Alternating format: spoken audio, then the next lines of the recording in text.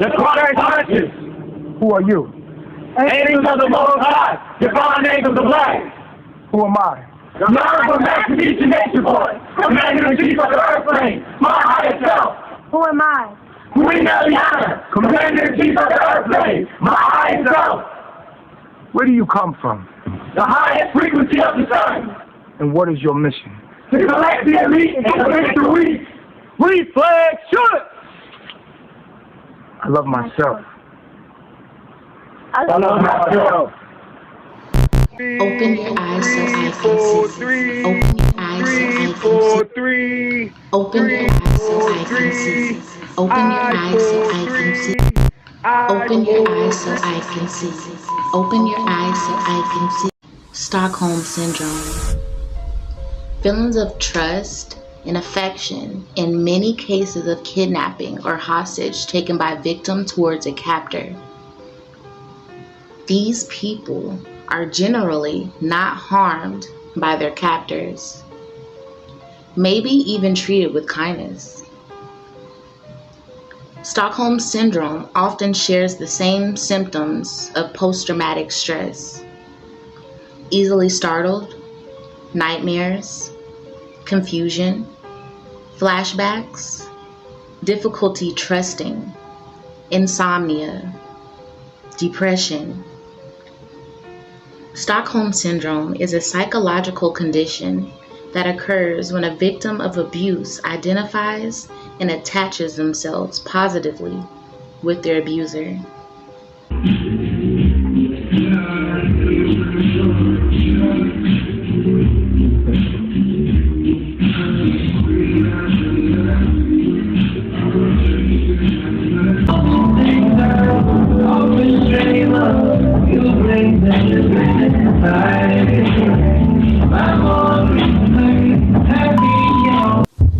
This all started in 1973 when the hostages ended up siding with the charismatic robbers and spawned the phrase Stockholm Syndrome. The hostages ended up essentially taking up for the robbers, for the charismatic robbers that ended up robbing the bank.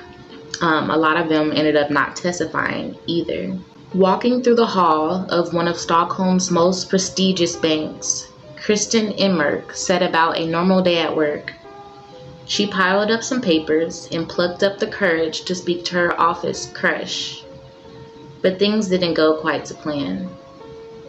For just moments later, on 23rd August 1973, escaped Swedish convict Jan Olsson. I called her a her, but it is a him. My bad. He announced his entrance by firing some shots into the air, and he warned his terrified audience of 40 employees, the party has just begun. He then placed his transistor radio on the teller's counter and began playing rock music at full blast. Kristen dropped to the floor, across the bank's marble walls. But she, along with 3 other colleagues, saw Olsson's eye. The criminal demanded that all 4 of them had their wrists and ankles bound with rope, so they were unable to move, and he proceeded to take them hostage. Kristen, who was 23 at the time, recalls how she was terrified for her life and chilled by Olsson's calm composure, stating that he wasn't nervous at all. Luckily, a plainclothes police sergeant, Morgan Rylander, arrived at the scene soon after hearing a bulletin in his police car, but also refused to cooperate unless he could speak to someone with more authority. He also threatened the sergeant at gunpoint and requested that he sing a song. The terrified policeman appeased Olsson by crooning Elvis Presley's Lonesome Cowboy. He then promised to bring Olsson a high police officer and went upstairs to call the head office. Meanwhile, more police arrived and began positioning themselves in the bank. Fortunately, it wasn't long before Police Superintendent Sven Thorender, chief of the Stockholm Police District's Homicide and Violence Squad, arrived on the scene. It was here that Olsson began outlining his demands. First, he requested that his friend, notorious criminal Clark Olofsson, 26, who was serving a 6-year sentence for armed robbery and acting as an accessory in the murder of a policeman in 1966, was allowed to join him as an accomplice. He also wanted 3 million Swedish dollars and a fast getaway car. Also, the police reacted quickly and delivered Olsson's request within hours, including a blue Ford Mustang with a full tank of gas, and as a result, he wouldn't surrender. Olsson also refused to reveal his name, and for the first few days, the police believed that he was a wanted 20-year-old man. The unfolding drama captured headlines around the world and was the first criminal event to be covered by live TV in Sweden. And that's how we got the name of the syndrome. Stockholm Syndrome was from Stockholm, this bank robbery. Very interesting. Born to a mom who got pregnant with her at 14, Young lived with more than 100 people in a commune in Mexico. Children like her were expected to work for their keep. When younger siblings arrived, she taught them to read and write. When she was 11, she was put in charge of a communal kitchen, serving 20 people. It was an extremely insular world, Young tells in verse, and it had its own insular vocabulary.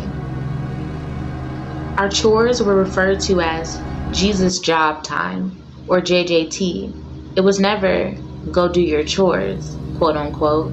It was, okay, JJT, quote unquote. Chipper Christian exterior concealed an authoritarian environment and rampant abuse. The group's founder, David Berg, was a pedophile who equated adult sex with minors, with religious righteousness. Abused children in this cult were forced to hawk videos designed to recruit both adults and other vulnerable children. Young appeared in many of them. I was a big child star in a lot of these video productions that were sold on the streets around the world, Young says. Young existed inside of a cell of the notorious Children of God cult. Berg set up the cult with his family in California in 1968 under the name Teens for Christ, which eventually came to be known as the Family or the Family International. At one point, the cult boasted it had 10,000 members in more than 90 countries. With a new generation of influence, peddlers recruiting via targeted social media ads and message boards, cults are getting smarter about how they entrench new members. Today, people can get sucked into a cult's ideology, like Canaan, without attending a single in-person indoctrination session. As recruitment tactics go viral, the best approach to deprogramming remains decidedly old school. Find ways to physically and psychologically cut them off, or at least distract them from whatever toxic echo chamber they've entered. Just leave me alone. Go. Leave. But don't ever violate me as a man. Because if you violate me as a man at the wrong time, at the wrong place, I'm liable to smack the shit out of you. And I don't know how to control that. I don't know how to control that. And I don't see nothing wrong with that. As a man, I don't see nothing wrong with that at all. I don't either. The world. I tell them what I'm talking. I confess it to the world, and I stand on that. And I stand on who I am. And don't you ever disrespect me. Fuck is you talking about? All these hoes done gave me money, nigga. Oh, you thought the pimp was gone. No, just like the KKK, I disguised myself and transformed into another form. But the pimp has always been here and always will be here. When there's hoes, always knows there's a pimp behind the scene. Because when the bitch gets the money, she got to come give me 50%. So they used to say 10%. I tell them, bitch, give it all to me. You feel it? I put it. Do you feel your goofiness though? Yeah. Do you feel it? Version 3. What's making you move like that? What is it? Tell me right now in this moment. Breathe right now in this moment. Tell me. What is making you move like Kermit the Frog, bitch? What is making you move like that? Huh? I thought you wouldn't want me to pick it up. Man, fuck you. Come get her. Call the cops and come get her. She's safe. Call the white man. Call Massa. Massa.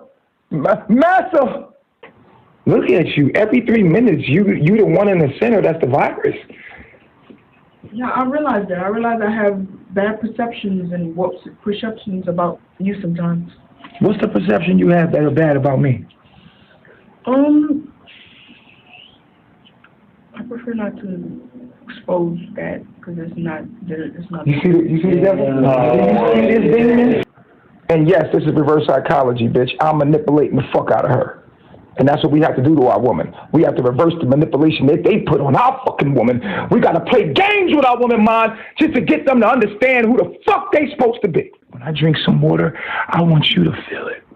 I want to drink water, and I want to make your thirst quench. That's how close I want us to be. Like birds in the air.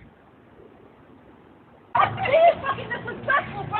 You get all the fucking tension, bro. All the fucking love. All of them. Because we genuine. No, it's not genuine. Oh, okay. When is it genuine? Because if it was genuine online, there would be some positive. It's always. What the fuck is this fucking people? Always you not selfish, bro.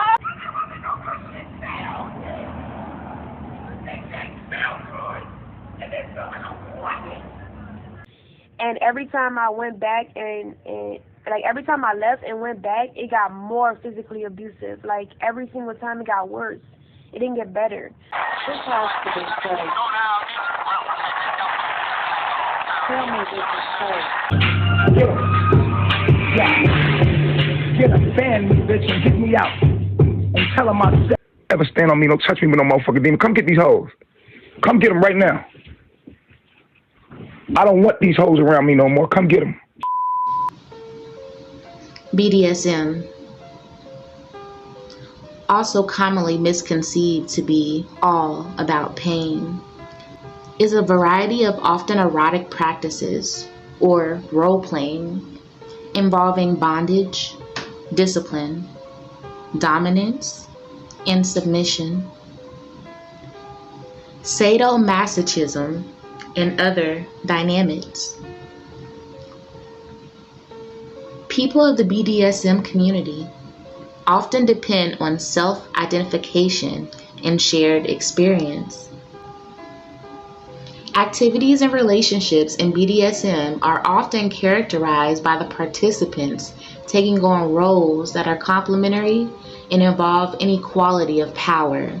Thus, the idea of informed consent of both the partners is essential. The terms submissive and dominant are often used to distinguish these roles. The dominant partner, the dom, quote unquote, takes psychological control over the submissive, the sub, quote unquote. The term top and bottom are also used. The top is the instigator of an action, while the bottom is the receiver of the action. The two sets of terms are subtly different. For example, someone may choose to act as a bottom to another person, for example, by being whipped purely recreationally without any implication of being psychologically dominated and submissiveness. Are the carbonation women really being held against their will? Is this what they want? Did they know going in this that this was some type of freak nasty ass sexual polygamous spiritually based cult? What do you think? Were they walking with the Messiah? Or did they know that they were very much walking with their master and just trying to recruit more people? Could carbonation just be none other than a BDSM spiritual cult? I love pain. Do you?